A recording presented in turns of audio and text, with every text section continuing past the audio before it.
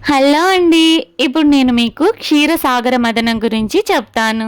అలాగే నా ఏటీఎం 1009 ఛానల్ని లైక్, షేర్ అండ్ సబ్స్క్రైబ్ చేసుకోండి. పాల సముద్ర మదనం పూర్తి కథ నేను చెప్తాను. అదేనండి క్షీరసాగర మదనం. హిందూ పురాణాలలో అత్యంత ప్రసిద్ధమైన కథలలో ఒకటి క్షీరసాగర మదనం. అమృతాన్ని పొందేందుకు దేవతలు మరియు అసురులు కలిసి చేసిన మహాప్రయత్నమే పాల సముద్ర మదనం. అసలు ఎందుకు ఈ మదనం చేయాల్సి వచ్చిందంటే, ఒకసారి దూర్వాస మహర్షి ఇచ్చిన దివ్యమాలను ఇంద్రుడు గౌరవించలేదు. దీనికి కోపగించిన ఋషి దేవతలకు శాపమిచ్చాడు. ఆ శాపం ఏంటంటే, ఆ శాపం వల్ల దేవతల శక్తి తగ్గిపోయింది, అసురులు బలవంతులు అయ్యారు.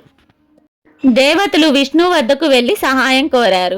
విష్ణువు ఇలా ఉపాయం చెప్పారు: అసురులతో కలిసి పాల సముద్రాన్ని మదించండి, అందులో నుంచి వచ్చే అమృతాన్ని తాగితే మీరు అమరులు అవుతారని చెప్పారు. మదనం ఎలా చేశారంటే, సముద్రంగా క్షీరసాగరాన్ని వాడారు. అదేనండి పాల సముద్రం.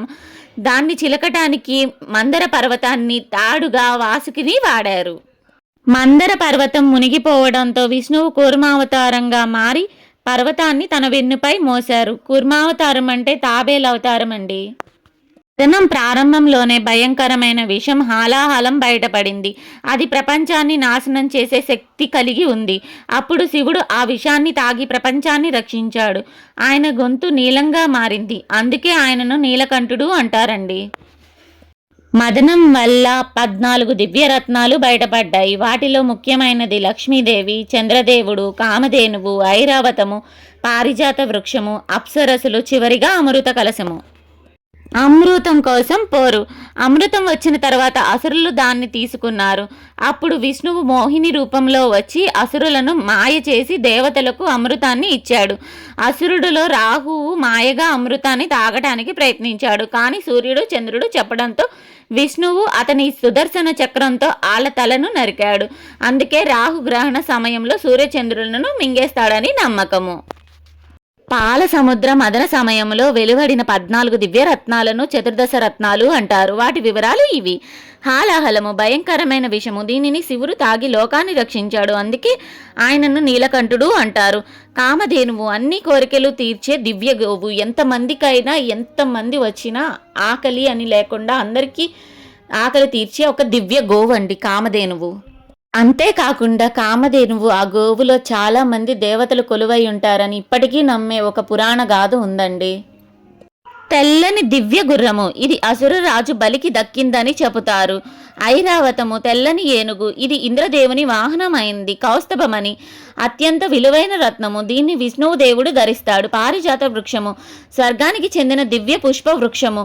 దీనికి కూడా ఒక పురాణ గాథ ఉంది. దివి నుంచి భువికి వచ్చింది పారిజాత వృక్షము. ఇప్పుడు మనం దానిని కింద పడిన పువ్వు మాత్రమే వాడతాము. అప్సరసులు దివ్య సుందరీమణులు, రంభ, ఊర్వశి మొదలైన వారు. వారుణీదేవి ఈమె మద్యానికి దేవత. అసురులు ఆమెను స్వీకరించారు. లక్ష్మీదేవి, శ్రీదేవి, ఆమె విష్ణువును వరించింది. చంద్రుడు తర్వాత శివుని జటాజూటంలో ధరించబడ్డాడు. శంఖము దివ్య శంఖము.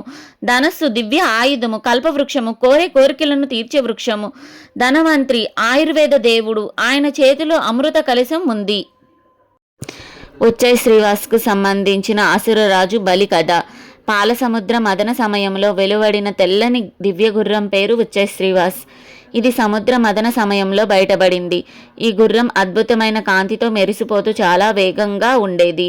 దాని తెల్లని రూపం అందరినీ ఆశ్చర్యపరిచేది. బలికి గుర్రం ఎలా దక్కిందంటే, కొన్ని పురాణ కథల ప్రకారం ఈ దివ్య గుర్రం అసురరాజు మహాబలి బలికి దక్కింది. బలి మహారాజు పరక్రమశాలి, ధనస్సురుడు. దేవతలతో యుద్ధంలో విజయం సాధించి 3 లోకాలపై అధికారాన్ని పొందాడు. ఉచ్చై శ్రీవాస్ అతని శౌర్యానికి, రాజసత్వానికి చిహ్నంగా ఉండేది. ఈ గుర్రం యొక్క ప్రత్యేకత ఏంటంటే, పూర్తి తెల్లని కాంతివంతమైన శరీరం, అపార వేగం. కొన్ని కథలలో 7 తలలు ఉన్నాయని వర్ణన. రాజాధికారానికి సంకేతం. తర్వాత ఏమైంది అంటే, బలి మహారాజు తర్వాత వామన అవతారం ద్వారా పరీక్షించబడ్డాడు. 3 అడుగుల భూమి కథలో ఆయన తన వాగ్దానాన్ని నిలబెట్టుకున్నాడు.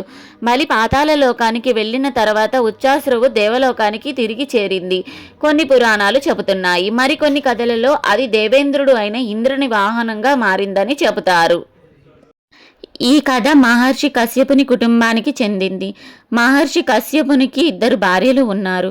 వాళ్ళలో మొదటి ఆమె పేరు కద్రు, రెండవ ఆమె పేరు వినత. కద్రు నాగులకు తల్లి, వినత 2 గుడ్లు పెట్టింది. చాలా కాలం తర్వాత వాటి నుండి 2 మహావీరులు పుట్టారు. వాళ్ళలో మొదటి వారు అరుణుడు, సూర్య భగవానుని రథసారిది. రెండో వారు గరుడ, పక్షిరాజు. ఉచ్చై శ్రీవాస్ గుర్రం వివాదం. పాలసముద్ర మదన సమయంలో వెలువడిన తెల్లని గుర్రం ఉచ్చై శ్రీవాస్ ఆకాశంలో సంచరిస్తూ కనిపించింది. ఒకరోజు కద్రు మరియు వినత ఆ గుర్రాన్ని చూసి దాని రంగు గురించి వాదించుకున్నారు. వినత ఇది పూర్తిగా తెల్లగా ఉంది, కద్రు దాని తోక నల్లగా ఉందని వారు పందెం కట్టుకున్నారు. ఓడిన వారు గెలిచిన వారికి దాసిగా ఉండాలని పందెం కట్టుకున్నారు. కద్రు మోసం. కద్రు తన నాగపుత్రులను పిలిచి గుర్రం తోకపై అంటుకొని నల్లగా కనిపించేలా చేయమని చెప్పింది. కొన్ని నాగులు అంగీకరించలేదు. కోపంతో కద్రు వారిని శపించింది. తరువాత రోజు గుర్రం తోక నల్లగా కనిపించడంతో వినత పందెంలో ఓడిపోయింది. అలా వినత కద్రుకి దాసిగా మారింది.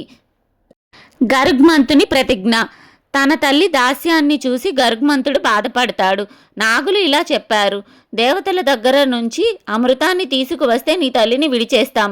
గర్గ్మంతుడు దేవలోకానికి వెళ్ళి మహాయుద్ధం చేసి అమృతాన్ని సంపాదించాడు. గర్గ్మంతుడు అమృతాన్ని నాగుల ముందు ఉంచి తన తల్లికి విముక్తి చేశాడు.